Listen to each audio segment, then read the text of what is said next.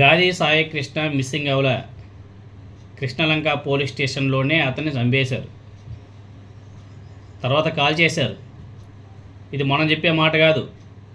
ఏకంగా ఏపీ కోర్టుకి సాయికృష్ణ మిస్సింగ్ మీద దర్యాప్తు చేస్తుంటే సిట్ అధికారులు ఇచ్చారంటే నివేదికలో వాళ్ళు ఈ పాయింట్స్ అన్నీ కూడా మెన్షన్ చేయడం కూడా జరిగింది.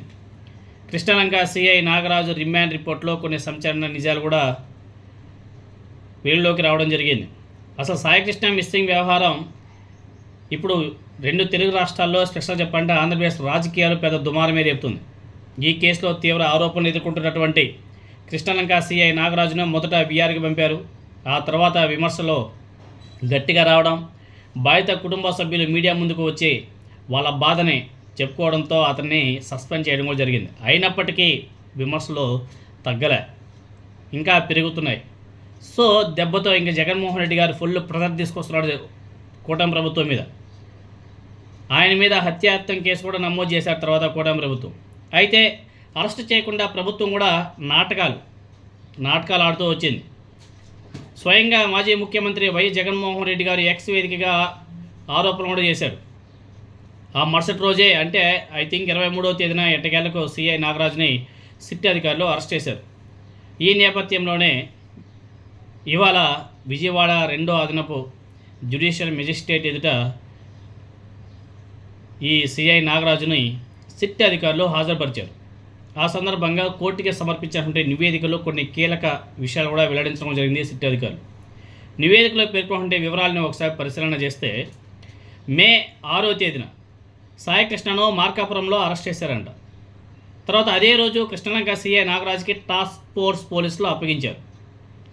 నిబంధనల ప్రకారం అరెస్ట్ చేసిన ఏ వ్యక్తినైనా సరే 24 గంటలలోపు కోర్టులో ప్రవేశపెట్టాలి. కానీ ఇక్కడ పెట్టలేదు.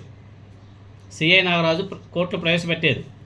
అరెస్ట్ చేసిన 24 గంటలలోపు కోర్టులో ప్రవేశం అసలు పెట్టనే లేదు. కృష్ణలంక సిఐ నాగరాజు కస్టడీలో సాయికృష్ణ ఉండగా చూసినట్లు స్థానిక ఎస్ఐ వాంగ్మూలం కూడా ఇచ్చాడు. అంతేకాదు మృతదేహాన్ని కూడా చూసినట్టు అదే ఎస్ఐ చెప్పడం జరిగింది. కృష్ణలంక పోలీస్ స్టేషన్లో సాయికృష్ణ మృతదేహం కూడా చూశాను అని చెప్పేసి ఎస్ఐ గారి స్టేట్మెంట్ ఇవ్వడం జరిగింది. అయితే డెడ్ బాడీని మాయం చేయడం ఎలా చేశారు, ఏం చేశారు, ఎక్కడ కాల్చారు, ఏంది కథ, కానీ వీటి ఎవిడెన్స్ కావాలి కదా. కోర్టులో కేసు నిలబడాలంటే ఎవిడెన్స్ కావాలి. ఆరోపణలు మాత్రమే నడుస్తున్నాయి ఇప్పుడంతా కూడా. సో డెడ్ బాడీని మాయం చేశారు. చాలామందిని విచారణ చేశాక సాక్ష్యాధారాలను పరిశీలించాకే కస్టోడియల్ డెత్ జరిగినట్టు సిట్ అధికారులు ఒక నిర్ధారణకు అయితే వచ్చేశారు. ఇది సాధారణ మిస్సింగ్ కాదు అని చెప్పేసి సిట్ అధికారులు తేల్చేశారు. అక్రమ నిర్బంధం, అదేవిధంగా పోలీస్ కస్టడీలో ప్రాణాలు కోల్పోయినట్టు సిట్ అధికారులు కూడా చాలా స్పష్టంగా వాళ్ళ రిమాండ్ రిపోర్ట్లో పొందుపరచడం జరిగింది. సో ఈ కేసులో సిఐ నాగరాజును అరెస్ట్ చేసినట్టు కోర్టుకు చెప్పడం, అంతేకాదు హైకోర్టుకు నిజాలు దాచి తీవ్ర నేరానికి కూడా పాల్పడినట్టు సిట్ అధికారులు చెప్తున్నారు. సో అయితే మే 1వ తేదీ నుంచి జూన్ 1వ తేదీ మధ్య కృష్ణలంక పోలీస్ స్టేషన్లో సీసీటీవీ ఫుటేజ్లు మొత్తం కూడా మాయమైపోయినట్టు కోర్టుకు సిట్ అధికారులు నివేదికలో పొందుపరుస్తూ కేసు విచారణ దశలో ఉంది కాబట్టి ఇంకా చాలా ప్రశ్నలకు సమాధానం దొరకాల్సి ఉంది కాబట్టి ఈ కేసులో ఆ సిఐ నాగరాజుకి కోర్టు 14 రోజుల పాటు రిమాండ్ కూడా విధించింది. అతన్ని రాజమండ్రియో లేకపోతే నెల్లూరు జిల్లాకో తరలించినట్టుగా తెలుస్తుంది. ఈ కేసులో ఇంకొక ఎవిడెన్స్ ఏమంటే డోర్ డెలివరీ బాయ్ ఒకతను, అంటే ఫ్లిప్కార్ట్లో ఎవరో ఒకతను సిఐ నాగరాజు అదే కృష్ణలంక పోలీస్ స్టేషన్లో సాయికృష్ణ ఉండడాన్ని డెలివరీ బాయ్ కూడా ఫైండ్ అవుట్ చేశారంట. అతని వాంగ్మూలం కూడా కోర్టుకి చాలా సిట్ అధికారికి మంచి స్ట్రాంగ్ ఎవిడెన్స్గా నిలిచింది. ఒకటి స్థానిక ఎస్ఐ గారు ఇచ్చినటువంటి ఎవిడెన్స్, అవును డెడ్ బాడీని నేను కృష్ణలంక పోలీస్ స్టేషన్లో చూశాను అని చెప్పేసి చెప్పడం.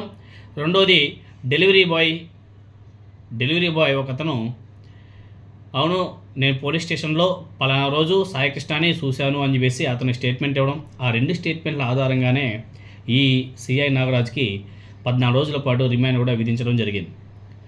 అదేవిధంగా ఇక్కడ మెయిన్ ఏమంటే ఫుటేజ్లన్నీ కూడా మాయమైపోయాయి.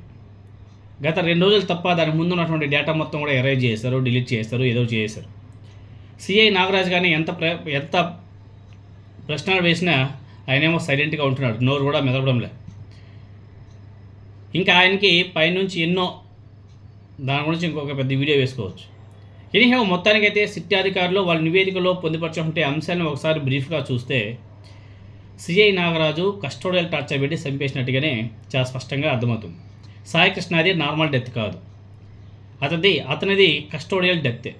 కానీ చంపిన తర్వాత ఆ డెడ్ బాడీని ఎవరికి ఇచ్చారు, ఎలా చేశారు, ఎక్కడ కాల్చారు, ఏంది కథ అనేది సిట్ అధికారులు విచారణ చేయాల్సిన అవసరం ఉంది. ఆ విచారణలో ఎవిడెన్స్ వాళ్ళు కలెక్ట్ చేయాల్సిన అవసరం కూడా ఉంది. ఆ ఎవిడెన్స్ కలెక్ట్ చేసిన తర్వాతే కోర్టుకు సమర్పించి తర్వాత సిఐ గారి ఈ వ్యవహారం ఏంటో కోర్టులో తేలాల్సి కూడా ఉంది. మరి ఈ ప్రాసెస్లో పోలీస్ అధికారులు ఏ విధంగా ముందుకు అడుగులు వేస్తారు, ఏ విధంగా విచారణ చేస్తారు, ఇక్కడ మెయిన్ ఇంపార్టెంట్ పోలీసులు చేసే విచారణ తూతూ మంత్రంగా చేశారా? 14 రోజుల తర్వాత సిఐ నాగరాజు మళ్ళీ బెయిల్ మీద బయట వస్తారు. డెప్త్గా చేసి ఈ కేసులో ఎలాగైనా సరే సిఐ నాగరాజుని కటకటాల పాలు చేయాలి అని చెప్పేసి సీరియస్గా కానీ విచారణ చేసి ఎవిడెన్స్ కానీ రాబడితే, కలెక్ట్ చేయగలిగితే సిఐ నాగరాజు ఇంకో 10 సంవత్సరాల వరకు బయటకు వచ్చే అవకాశం కూడా ఉండదు. మరి చూడాలా పోలీసులు విచారణ ఏ విధంగా చేస్తారు, ఎలా చేస్తారు, ఏంటి కథ, ప్రభుత్వం నుంచి ఏమైనా సరే సపోర్ట్ ఉంటుందా, లేకపోతే తూతూ మంత్రంగా మామ అనిపిస్తారా అన్నది కూడా చూడాలి. ఇప్పటికైతే 14 రోజులైతే సిఐ నాగరాజు గారికి రిమాండ్ అయితే విధించారు. కానీ ఇవి తవ్వే కొద్దీ ఇంకా చాలా పాత కేసులు ఇంకా గతంలో చాలా జరిగాయంట, అవన్నీ కూడా బయటకు వచ్చే అవకాశాలు ఉంటాయా అన్నది కూడా చూడాలి.